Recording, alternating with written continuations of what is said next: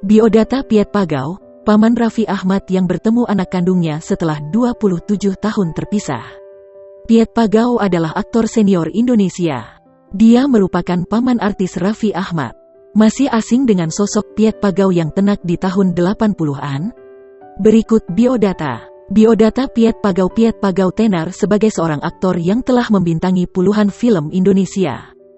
Piet Pagau ternyata merupakan paman dari aktor cum presenter kondang Raffi Ahmad.